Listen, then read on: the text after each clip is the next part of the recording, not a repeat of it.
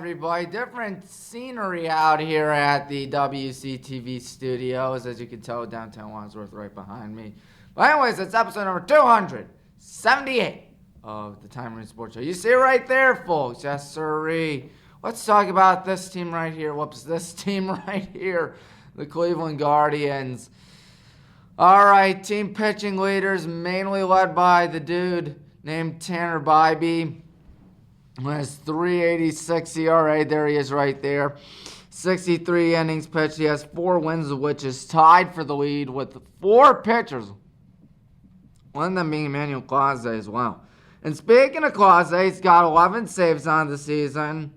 While Bybee leads the Guardians with a 1.27 whip and 2.49 average. He's the only one out of all the Guardians pitchers to be eligible for ERA, whip, and average. And Gavin Williams has 60 strikeouts.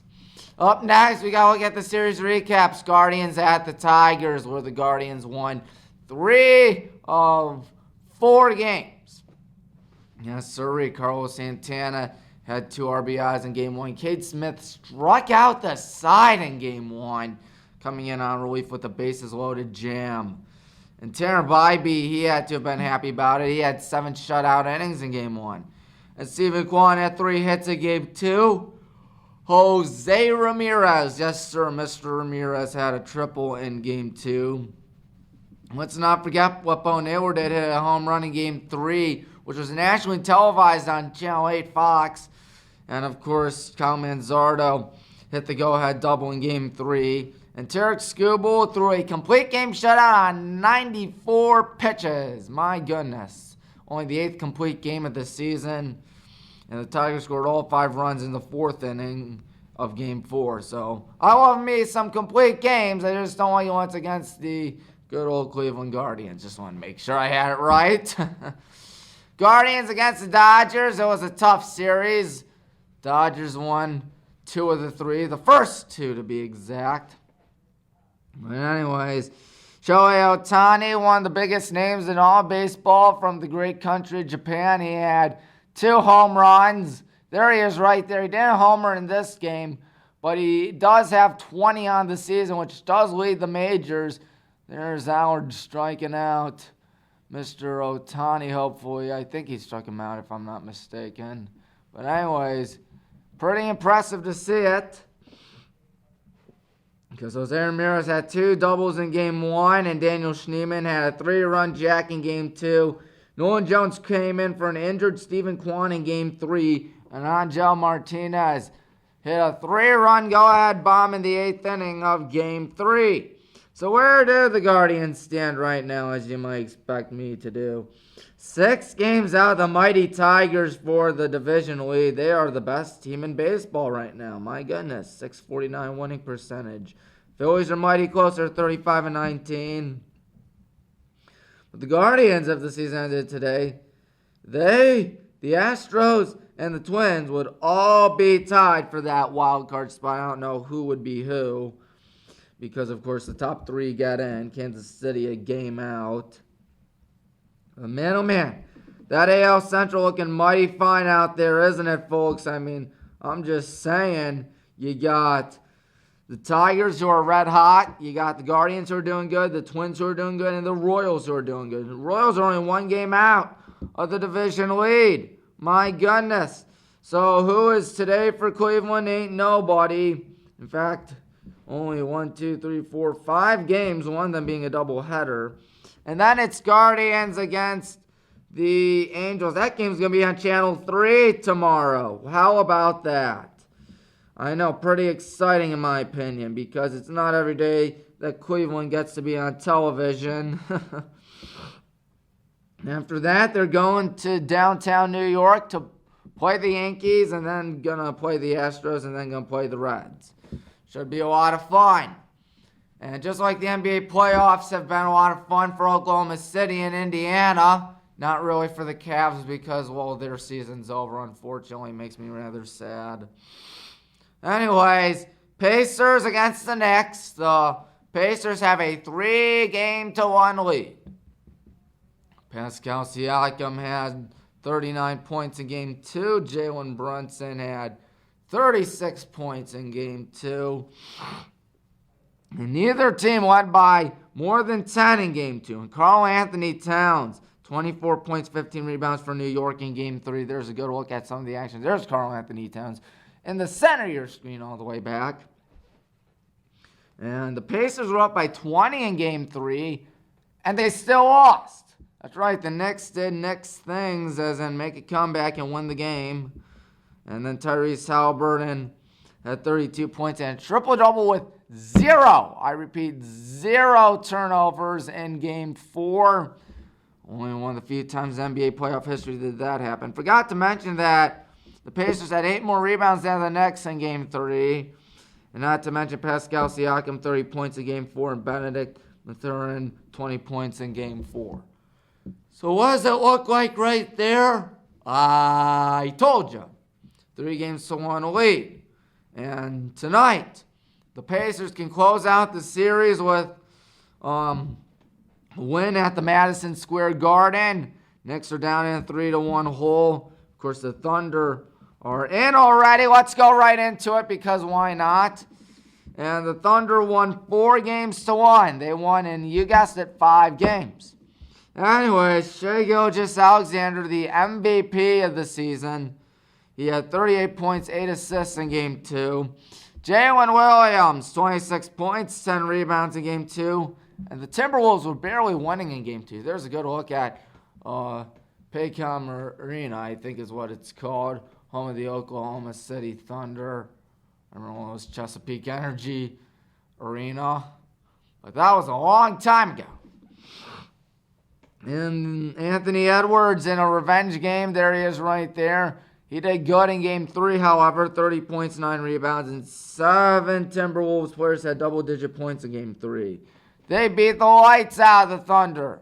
But it was all for naught.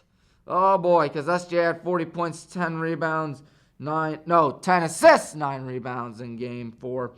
Jalen Williams, 34 points in Game 4. And Timberwolves had 5 more rebounds that night. There's a good look at Oklahoma City, home of the Thunder. That's the only major professional sports team in the state of Oklahoma. Yeah, kind of odd to believe that. Kind of odd that they have a team, but that's what happens when Seattle leaves town. They left town almost 20 years ago. Good Lord, that's hard to believe. I remember when they left, I was little. I remember a lot of people were not very happy, particularly in the Pacific Northwest. And I don't blame them. Rest in peace, Supersonics.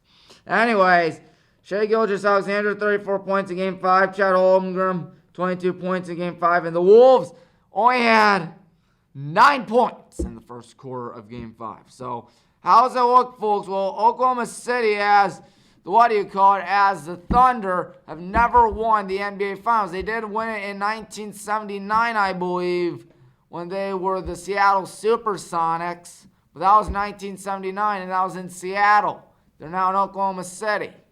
They made the NBA Finals in 2012 when they had Kevin Durant, James Harden, and Russell Westbrook. A pretty stacked team, and they still lost to LeBron in 5 games. Meanwhile, the Knicks have not won an NBA championship since 1973. That's right, folks. And, of course, the Pacers have never won it. They made it in 2000, lost to the Lakers in 6. Looks like we're going right to a Pacers and Thunder NBA Finals, unless, of course, the Knicks make a massive comeback, which could happen. You never know. What I do know is that EA College Football 26 is coming out. When is it coming out? They dropped the trailer today, and it looks really good. It looks really, really good. They got a lot of cool stuff. July 10th. July 10th is the big day. How many days until that? Let me look it up, folks. As it was really a fun one to watch. 42 days. That means 6 more weeks. EA College Football 26. It looked really good in my opinion. And it looked like EA's keeping their foot on the gas. How about that? They're going to have more transfers. They're going to have recruiting based on new location-based visits. You can play, if you got an Xbox, you want to play a PlayStation player, you can do that now. You can import your custom teams from last year, ensuring your favorite created teams can be brought over. Wow, how about that? New features in Team Builder and their formation subs and protected opponent settings. My goodness, it looks like this game looks good. It looks like EA is actually doing good things. For once. Why can't they do it with Madden? Why can't they do it with NHL? We may never know. But hey, you know what? It's already a good thing. They got actual coaches in college football, so if you want to play as Ryan Day as Ohio State, Marcus Freeman Notre Dame, or even Joe Moorhead as Akron, by all means you can do it. And you can decommit in Road to Glory, but it looks like a great game in my opinion. And they have Enter Sandman. All right, folks, they have Enter Sandman in it because they did not have it last year. That's, of course, a famous song that Virginia Tech walks out to. They will have it in the game. They played it during the trailer. They will have a marching band with soundtracks. Looks like EA Sports is building on a good foundation and making a good game for once. I know. When did I ever think that was going to happen? Oh, boy, oh, boy. But you know what? I'm happy about it. I'm going to buy EA College Football 26. My brother's probably going to get it for his birthday more than likely, so there is that, and we'll probably play the heck out of it because it was a good game last year. My biggest fear is that it will be similar to last year, but just judging by what they've been saying, I think there's going to be a lot more new features, and the commentary team said that they added a lot more lines, they had a lot more yelling, they had a lot more enthusiasm. So there is that.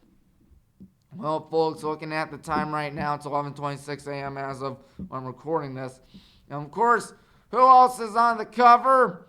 I'll tell you who's on the cover. Jeremiah Smith of Ohio State. And of course, who could possibly forget Ryan Williams of Alabama, who had that monster game against Georgia last year. And that was really it for him, but considering the fact that he was 17 years old as a freshman, my goodness, you knew he was going to get some love on the cover.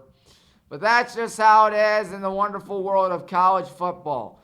Tommy Maroon thanking you for watching out here on beautiful WCTV. Next week, we will look into more things. But before I go, I got to tell you one thing. If you haven't subscribed to WHBW on YouTube, now is the best chance to. Because we are sitting at 760 subscribers, which is not bad, not bad. Yep, let me look at that. It's been a lot of fun. Because this is going to be a big deal. Today, we play the St. V. St. M. Irish in baseball, trying to win the district. Yes, Joanna loves it. Forgot she's a St. V. St. M. alum, but I'm a little nervous. I hope the Hornets can win. Oh, boy, we've won the districts in 2016, 2018. Let's make it 2025. So subscribe to WHBW. I will upload it later tonight. Till next time, Tyler, thank you for watching. Goodbye, everybody.